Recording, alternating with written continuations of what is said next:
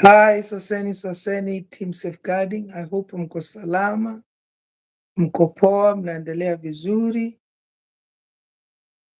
Mimi pia niko salama, naendelea vizuri. All is well. Guys, karibuni sana katika hii video. For you guys that are going to see this video baadaye, kwa sababu we won't be long. Please, karibuni sana. And the first thing ningewaambia, thank you for coming through. Ningewaambia please subscribe ndani ya team safeguarding. God atawabless. Please dear your comment. Ningeomba tu tafadhali, hata kama in other live videos ama other videos you don't say anything, ningeomba tu on this video, please, I beseech you by the mercies of God, just send your condolence. Send your condolence to the late Brian Chira. Hapa tafadhali andika tu Mungu abariki familia yake. I know a lot of people like to write RIP, but whatever you want to write is, lakini ningekuomba tu kama utavisit this life ama kama utaona, ningeomba tu uandike something on the basis of the next few minutes ili tutaenda kuongea kuhusu this young talented gentleman ambaye ameweza kutuacha kwa jina ya Chira, Brian Chira. The guy was such a vibe and sisi ndani ya team safeguarding we would like to pass our sincere, heartfelt condolence to the family of the late Brian Chira. Mungu awapooze nyoyo zenu, awapatie faraja yake. He is able to give you his peace. Unajua, death has an unmistakable fingerprint. It is nothing like any other. Inaachanga watu in such a place. So tunawaombea wakati huu mgumu sana. Brian had a lot of big family, not only his own blood family, but also ndani ya TikTok. I think he had almost over 200, I don't know, 40,000 people, TikTokers, followers. I don't know, I think he was also on social media. So alikuwa na big family ndani ya dunia. So definitely there are people that are mourning his passing on, and definitely a lot of them are shocked. Ukienda kwa mtandao utaona people are still not believing that such a young man, such a young talent, such a vibe, a HIV, mtu ambaye alikuwa ni activist anajaribu kuvunja stigmatization za hiyo ugonjwa amepass. Anyway, so sisi ndani ya team safeguarding we pass on our condolences to the family. Mungu awabariki sana wakati huu mgumu. It is well. It is well. Death, unfortunately, is the only way for us to cross from this world to the next world. There is no any other way. Sio kama wakati ule wa zamani when Elijah, the prophet of fire, asked God to lift him in chariots. People like Enoch, they did not see death. People like Moses, God just took him home and his burial was never found. So nowadays, lazima kifo ndio only way. Yeah. So God our bless sana hata mnapo come through. Nashukuru Mungu sana. And thank you for choosing Team Safeguarding. Asante sana. Please, once again, kama hujaweza kusubscribe, please tia subscription ndani ya Team Safeguarding. We are on the road to 20,000 strong safeguarding family duniani. And this is what we do. Huwa tunaongea kuhusu family, tunaongea kuhusu watoto, tunaongea kuhusu situation kama hizi ambazo saa zingine tunaweza kuavoid some calamities, because not every death ni lazima happen. Kuna zingine tunaweza kuzuia, kuna death zingine ambazo zinakuja too soon, like this one of Brian Chira came too soon. The guy was not supposed to go on because mimi nikiangalia his life, he needed to be here aweze kuendelea kusaidia break stigma ya ukimwi, and he was doing that very well. But anyway, so even before we go any further, so I appreciate each and every one of you. Team Safeguarding, God our bless sana. If you're not a family na join ndani ya Team Safeguarding, please karibu join familia ya Team Safeguarding. This is what we do. We encourage each other. Tunaongelelea kuhusu familia because family is everything. Family, my people, family. Family is everything. Hauwezi kukaa sawa without family, whether ni yako ya kuzaliwa ni brother zako na ndugu zako wazazi, ama ni ile ambaye Mungu amekupatia, kwa sababu kuna watu wako na familia ambaye God has just made it happen. Mmekutana kwa sababu Mungu amewafanya familia, like street children. Street children, they just go and meet and they wanapatana na watoto wengine huko kwa street, wanakuwa familia and the family becomes compact. It is possible. Hakuna kitu haiwezekani. So who was this Brian Chira? Just in case kuna mtu ajui, Brian Chira was a TikToker sensation. Was just an upcoming great TikToker ambaye alikuwa anafanya vizuri sana ndani ya TikTok. Sadly, he became known in a road accident whereby he was able to report ndani ya news about an eyewitness. And the other sad reality is that ndani ya accident is also the only way that he's ended up again crossing over to the other side. But yes, there's nothing we can say but to just thank God because of what he had done na what he had achieved tangu apate tu opportunity ya kwenda kwa limelight. The question is, wewe ukipata time ama opportunity ya kwenda kwa limelight, because Mungu ndio huanga anapatiana hizo opportunity. God gives us those times. Seasons and opportunities are given by God. The question is, wewe ukipatiwa huo muda na Mungu, upatiwe hiyo time na opportunity, what will you do? Kwa sababu hiyo time haikujangi wakati mingi. It is very specific, na inaweza kuja tu wakati ufikiri vizuri. But the question is, ukipatiwa hiyo opportunity, will you be able to maximize? But I can say Brian Chira did very well. And people may say a lot of things that are negative. Oh, alishikwa, oh, alikuwa polisi, oh, alikuwa anafanya hivi, oh, alifanya hivi. But sisi ndani ya Team Safeguarding, we choose to focus on the good things that he did, na to celebrate life yake with that. Because sometimes ndani ya dunia, we are choosing to celebrate negative things so much. Tunakuwa watu wa kupenda mambo ambaye sio mazuri so much. Tunainua uchafu sana kuliko kuinua mambo mazuri. And therefore, on this video, we will choose to celebrate Brian Chira's life with remembering what he did. That is beautiful. So of course, definitely one of the things that amefanya ni of course ni hiyo nimewaambia, alikuwa akona ni mgonjwa wa HIV, and yeye aliamua kusema ya kwamba yeye akona hiyo ugonjwa.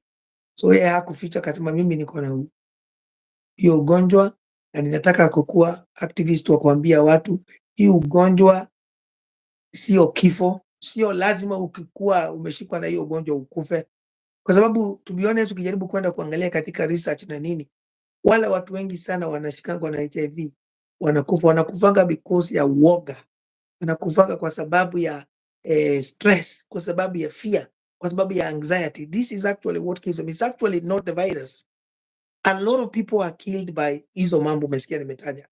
So wakati ukishajikubali tu ya kwamba mimi niko na hiyo ugonjwa na nitaishi naye, the first thing that you have done, you have beaten the disease by acknowledging that mimi niko na ukimwi na niko sawa na nimejikubali niko na ukimwi, na kwa hivyo kwa sababu niko na ukimwi, I have to do the necessary thing ili niweze kukaa sawa. What are the necessary thing? Kwanza nitakunywa madawa, sababu ukiwa na hiyo ugonjwa ni lazima utakunywa madawa, unless wewe kuna watu wanakuanga na wanaitangwa carrier. Carrier ni ule mtu ambaye unaweza kuwa uko na virusi za ukimwi, lakini wewe hazikuaffect whatsoever. Wewe unaishi tu kama mtu mwingine, wewe unaweza tu kuwa unaambukiza watu huko kwa sababu uko na ugonjwa, lakini wewe haikuaffect hata. Of course, na kuna hawa watu wengine ambao unaweza kuwa na hiyo ugonjwa na of course inakuadhiri, but just kwa sababu inakuadhiri sasa, sio kama zamani. The times that we are in right now, kuna madawa, na hizo madawa mtu ukikunywa vizuri na ujiangalie, ukule vizuri, ukuwe mtu wa kufanya good exercise, unaishi maisha mazuri, unajiangalia kiafya, you are going to live miaka yako yote like a normal person. Madawa zinafanya kazi, and this is what Brian Chira did. Brian Chira kuna wakati aliweza kukunywa madawa zake za ARVs live kwa TikTok. Unaona? So huyo ni mtu ambaye unajua sasa na unaelewa ya kwamba alikuwa amefika another level ya kuoneshana ya kwamba sasa hii ugonjwa ameweza beat. Alikuwa amejikubali. The guy was such a vibe.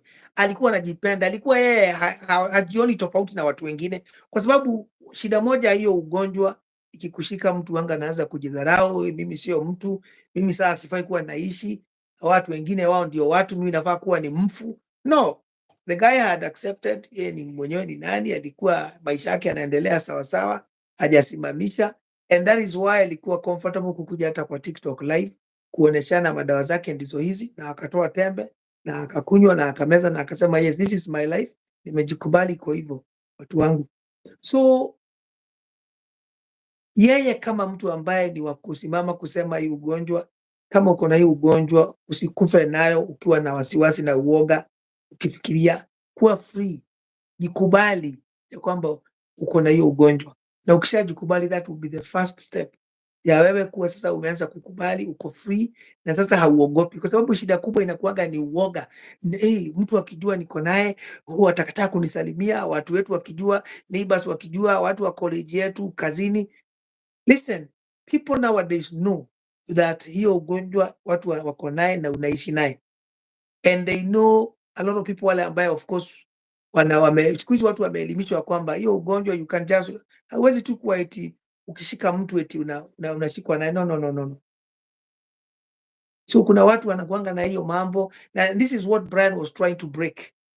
Brian among other activists wamekuwa wakijaribu kubreak stigmatization.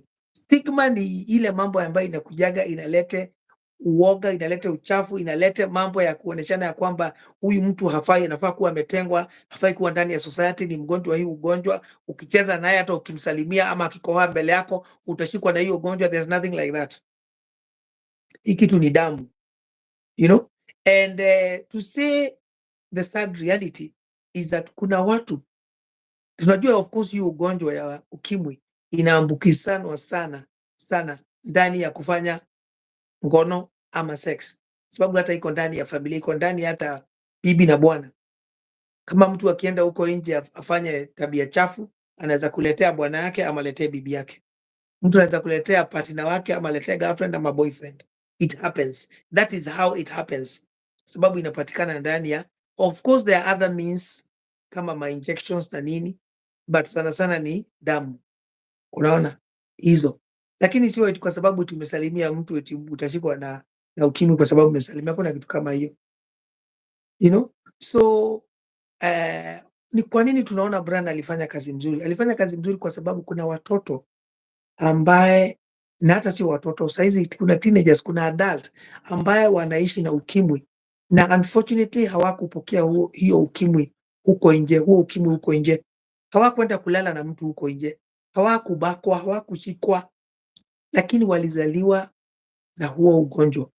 Why and how did that happen? Kuna wazazi wanaweza kuwa wao walikuwa na huo ugonjwa, walikuwa wako na ukimwi, and therefore wakati walichukua ujauzito, mama akichukua ujauzito, nowadays mtoto anaweza kuzaliwa vizuri bila hiyo ukimwi, C-section na nini, bila, lakini unfortunately kuna wengine wanaweza kuzaliwa na damu hiyo imechanganyikana ama nini, na mtoto awe akona ukimwi. So mtoto in the first place akizaliwa akona hiyo ugonjwa. Sasa unaona huyo ni mtoto ambaye amezaliwa na sio yeye eti ameenda kulala huko nje, sio eti hata yeye amejiweka into an unsafe place, ako amekataa kujisafeguard, amekataa kujiprotect, ako huko nje amebakwa, amefanya nini? No, eti ndio akapata ukimwi. No, huyo mtoto alizaliwa na hiyo ugonjwa, so it's nothing to do with them. He or he was born with that disease, kwa sababu hivyo ndivyo mama yake alikuwa, you know. So what Brian was doing was key, was fundamental, kwa sababu usisahau ya kwamba whether wewe umezaliwa na hiyo ugonjwa ama umepokewa huko nje ama umeambukizwa huko nje ama umedungwa sindano, whatever it is, vile umepata hiyo ukimwi, ikitaka kushika kunakuwa na hiyo shida ya uoga, ya wasiwasi, ya kuona sasa mimi sitaki watu wajue. Hiyo stigma inaingia because you know, soon as you say that, people are going to see you differently. People are going to treat, act, behave differently ndani yako. A lot of people will do that, kwa sababu watu bado hawajaelimika, watu bado hawana understanding ya kwamba kusalimiana na mtu ama kuhug mtu, you know, kukula na mtu, hiyo haita, you will not get the disease. Bado wako na hiyo uoga kwa sababu wanafikiria kuhusu nitakufa, huyu nikimsalimia nitakufa. So hiyo stigma iko. So what Brian Chira was doing is to try and break that stigma, and we cannot thank God enough for his young life, that at least aliweza kuelimisha watu ya kwamba hii ugonjwa unaweza kuibit, unaweza kuishi, na hata ukiwa na hiyo ugonjwa unaweza kukua na maisha poa, unaweza kukua such a vibe, unaweza kuwa TikToker, unaweza kuwa mwanabiashara, unaweza kuwa father. It doesn't matter siku hizi hata wewe ukiwa na uko na hiyo ugonjwa kama the man, you can still get married na unaweza kupata mtoto na mtoto asikuwe na hiyo ugonjwa. It is possible. Yes. So watu wangu, we cannot thank God enough for what that man, young man had done. Really, he had done some good work. But also the second part of ile kitu ambayo tungependa tu kushukuru Mungu because of what he did. He was an influencer. Definitely, he came from not so much privileged background, family na nini na nini. Sio eti ni mtu alikuwa amejiweza sana. Definitely kuna mashida za kila familia, but definitely kwa kina Chira kulikuanga na hizo mambo, and therefore from a normal life perspective nobody would have expected Chira to become anything, but yeye hata in his own self aliweza kujiinua, akabelieve in himself, his ability, and he became something. Na wakati aliona opportunity ile Mungu alimpatia, he managed to seize the opportunity. He grabbed the opportunity and he became a vibe from there. So tunaona of course how his TikTok account was amid other social media platforms. Definitely this guy, kama unfortunately hangeondoka, he was going to become somebody kwa sababu of what he was doing, how he was doing, and how his life was heading upstream, kwa inaenda juu, sio chini. Even in his condition ilikuwa inaenda juu. So he was an influencer with almost over 240 something people on his TikTok account. Sijui kama ako na Facebook ama YouTube, but either way, definitely he was a person that was loved and a person that influenced a lot of young people to let them know that I don't have to come from a big family. I don't have to be royal. I don't have to come from people that are known. I don't have to have a celebrity friend for me to become something. I can become something out of nothing. No, I just need an opportunity and work on the opportunity. So Brian Chira aliweza kuoneshana ya kwamba yes, young people, you can become something if you work hard. If you put your mind into it, you can become something. And therefore, choose to work hard. And Mungu pamoja na Mungu akikusaidia, you can achieve and hit targets. So let me come to this other side that is sad, ya kusema ya kwamba ningependa kuambia watu, I'm a safeguarding officer, and therefore I'm also a pastor, a husband, a father, a brother, a man of God, a mzee wa kijiji, whatever, all these things I am. lakini ningependa tu kuongea kama a safeguarding officer. A safeguarding officer niseme ya kwamba unfortunately the fundamental, I know we all have our own issues, our own challenges. Hakunanga mtu ananga kitu ambayo wanga inamsumbua. You are going to find in every family kuna one or two things that unashangaanga kwa nini zinakuanga hivi. Katika kila kijiji unasikia hii kijiji inakuanga na hivi na hivi. Hii country inakuanga hivi na hivi. Hii county inakuanga hivi na hivi. All those things are there. Hata ndani ya familia ziko hivyo. But guys, it is fundamental, I share with us that it is critical, tafadhali. It is critical, tafadhali. Ukijua utaenda kufanya mambo zingine, jipange tafadhali, jipange. Safeguard yourself.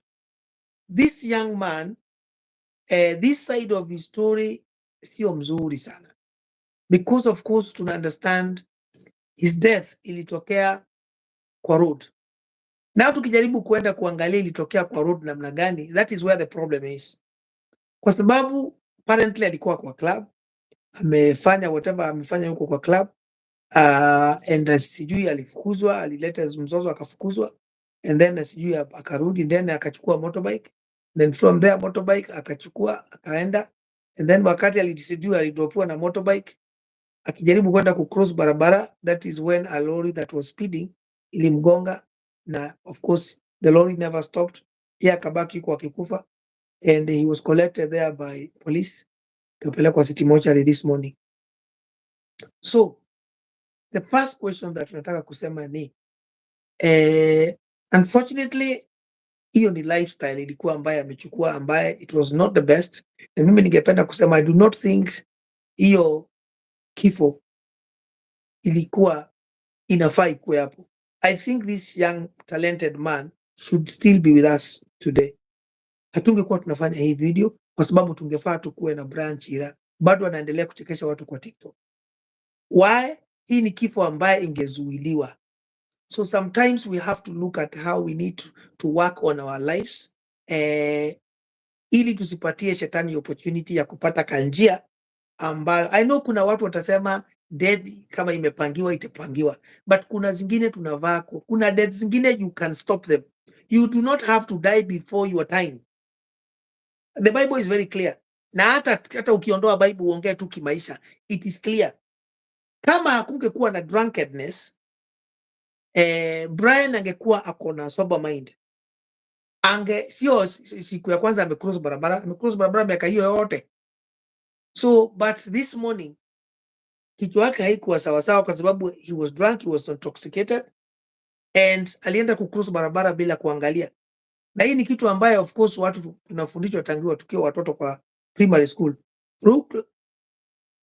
Una look left, una look right, una look left again, una cross the road. That is how we used to be taught.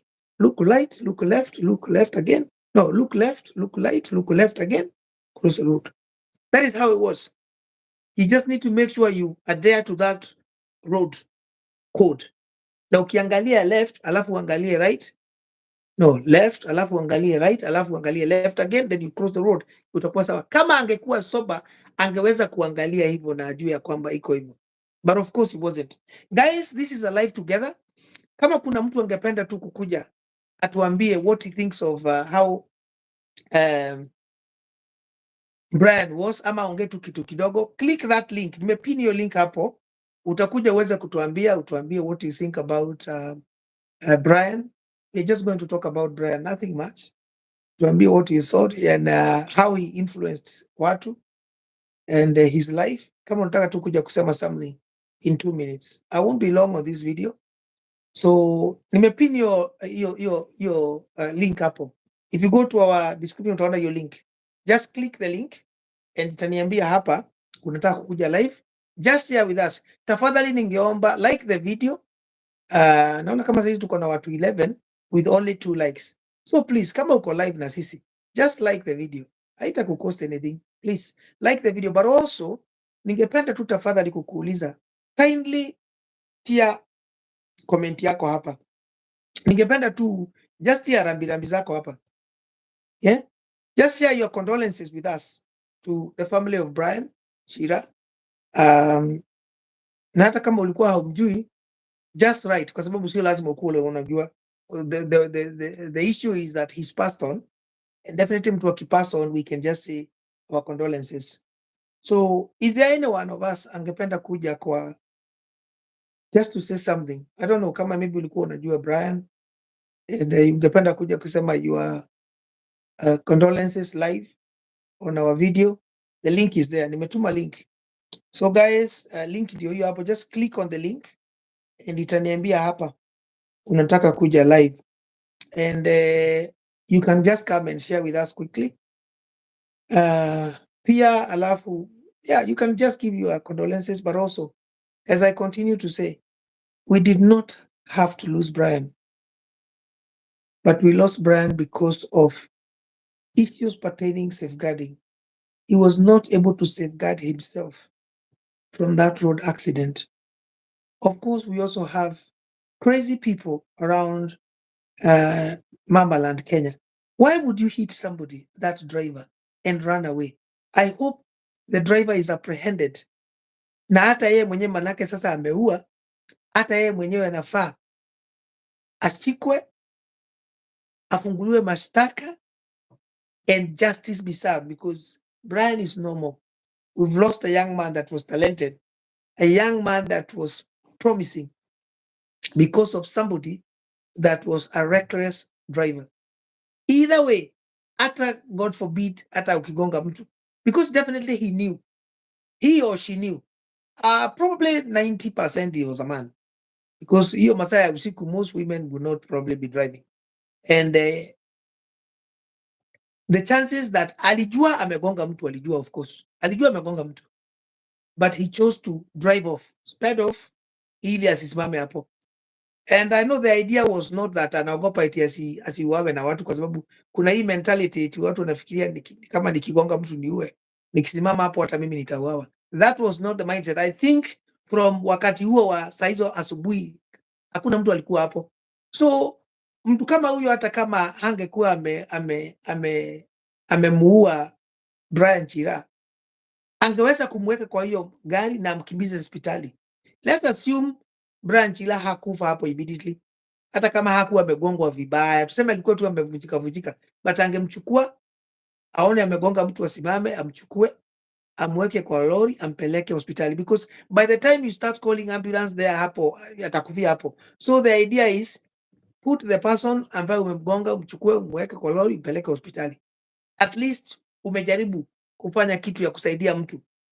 Lakini sasa that person just hit him, and from the report that inaonekana he just sped off, kujaribu kuepuka kujificha. You know what? Unaweza kujaribu kujificha serikali, and maybe kunawezekana kukuwa na CCTV or whatever, but tunaomba mkono wa Mungu kufuate, because God knows, na hauwezi kumjificha Mungu, hauwezi kumjificha Mungu, wala shetani anakujua. Shetani pia anaweza kutoanisha ikiwa saa 6 na kutoanisha. So if I were you and see this video, ningekuuliza come clean, sema you hit a person, you don't know if that was Chira, you hit a person huko Kasharage, whatever, and you are coming to say wewe ndio ulifanya hivyo. That way at least, you know, the guilt would, because definitely the person knew. But in essence guys, nasema kuna link, kama kuna mtu anataka kuja live kutoa your rambirambi ama your condolence live, click that link, utakupatia opportunity, you just say something here briefly. But what I'm saying is, going back to what I was saying is, unfortunately, because of how Brian was, Chira, at that time of the morning, he was not able to safeguard himself. Kusafeguard himself ni kusema nini? Hakuwa anajijua, hakuwa anajielewa, hakuwa akona uwezo wa kuangalia na kujua kwamba mimi niko katika risk kukuvuka hii barabara. Because kama angekuwa ndani ya his normal self, the usual brand, the vibe guy that we know kwa TikTok, angeweza kuona kuna lori inakuja, because lori of course ilikuwa imewasha mataa, but because yeye alikuwa in another place, he was not there. He was on the road wakati aliyokuwa na motorbike whatever, but he was on another planet ya ulevi, intoxication. So hata wakati aligongwa, to be honest, I don't even think he just passed on just like that. kwa sababu he was not able to keep himself safe. So what are the lessons that tunaweza kulearn with this demise of Chira Brian, this young vibe ndani ya TikTok that tumepoteza? Ya kwamba unfortunately kila mtu anakuanga na different lifestyles. I would not recommend anybody to be kwa clubs saa 9 usiku, saa 10. That is for me, that is it's too much. Wewe ni mtu sasa, kama uko kwa club saa hizo asubuhi, it's yeah. But also kuna watu wengi sana ambao wanapenda kukunywa mawine na wanapenda kwenda kwa outing na nini. Guys, nasema tafadhali naomba likes, that is one. Asante sana for the likes, nashukuru. I appreciate you guys, by the way. I'm not demanding, I'm just kindly asking if you are able to give me a like hii video, ningeshukuru sana. God akubless. But also nasema niko na hiyo link. This is a live together, so if you want to come live and pass your rambi zako kwa the family of the late Chira, click that link, iko kwa description. Utakuja hapa, you can give your live condolences, ama kama wewe pia unaweza kuja kushare na sisi kidogo kuhusu what you think that went wrong there, nini, how Brian was, but we are focusing on positive, not the negative side. Ningependa to click your link, utakuja, otherwise bado niko poa. So guys, what I'm saying, the other side ningependa kuangalia safeguarding. Kama wewe unajua uko design hiyo na wewe ni mtu ambaye unapenda kwenda kunywa wine na nini, please do not do it alone. Please ensure you have a family that is with you. Nikiongea kuhusu family hapa siongei kuhusu brother zako ama sister zako. Naongea kuhusu, when I talk of family, I'm talking about the family of God. Don't be alone. Have people that you can do things together with. Usikuwa tu mtu ambaye unafanya mambo solo peke yako.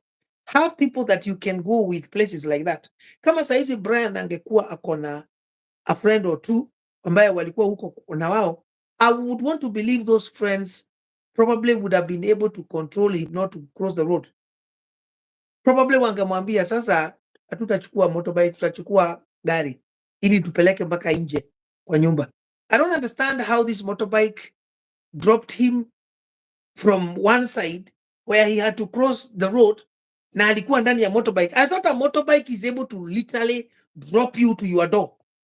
How did this motorbike drop this man on one side of the road that he had to then cross the road to the other side when he himself is intoxicated, hata hajijui yako wapi, to lead to the demise of him being hit by this lorry? I don't get. Hata huyu mtu wa huyu motorbike anafaa aelezee what actually happened. I don't know kama ameelezea ama hajaelezea, but hiyo kitu hapo ni weird. It doesn't add sense, kwa sababu motorbike sio kama gari. Unajua gari unaweza kusema kwa kina Brian ama where Brian was going, there was no road for a car to go through. It was only a path, ama ni barabara ya mkono, barabara ambayo ni ya mguu tu, hakuna barabara ya gari hapo where he was going. So for that reason I had to alight him hapa, and the only place ningemwalight ni hapa, alafu across road aende. But motorbike inaweza kwenda mpaka ingilie ka gate kidogo, inaweza kuingilia mpaka hapo, inaweza kuacha kwa gate. How did this motorbike leave him on one side of the road and he had to cross on the other side of the road ndio sasa akutane na hiyo lori? I just don't get it. So mimi pia ningependa kama kuna mtu anajua hii issue ya hiyo motorbike ilikuwa imembeba, anaweza pia kupatiana kushed light how that actually happened. So the other question ndio mimi nilikuwa nasema ni fundamental, kama utaenda kufanya mambo kama hayo, don't be alone, have some few friends. Me, I know of people who go out clubbing ama partying. I don't do that myself. I did one time many years ago, but I didn't like it. But anyway, so watu ambao wanapenda kufanya mambo kama hayo, they usually have friends ambao also they don't drink. Ama when they go like that, they agree, nyinyi wawili, you're not going to drink. Sisi ndio tuta drink, we are going to party and all this, but you guys are going to drink milk, you are going to drink a cup of tea, you are going to drink soda, juice, water, but not any alcohol, not any drink that is going to intoxicate you. Why? Because nyinyi ndio mtatupeleka nyumbani. Nyinyi wawili or you ndio utadrive nyumbani, so we need you sober. because we know sisi we are not going to be sober. Sisi we are going to be out. By the time we finish here, we go home. Sisi, you will have to take us home because we will not be knowing where we are. So you have this arrangement in place with these people. Also, another way, kuna watu wanga wanajua mimi nikisha kunywa 2 glasses of wine, I'm out. I can't do anything. I'm completely useless. I can't do anything for myself. For that reason, I don't go out clubbing. I don't go to places of drinking. I actually go buy a bottle of wine, whatever, I don't know, whatever it is that you're taking. And I come to my house. I sit on my table and I drink and I wine. Unaona? Because then after that, I can go to my bed and sleep. I'm not going to drive anywhere. I'm not going to walk anywhere. The farthest I will walk is from my lounge to my bed. Na hata nikilala hapo kwa lounge, I'm in my house. That's it. So you have to protect yourself. You have to safeguard yourself. This idea of unafanya mambo like a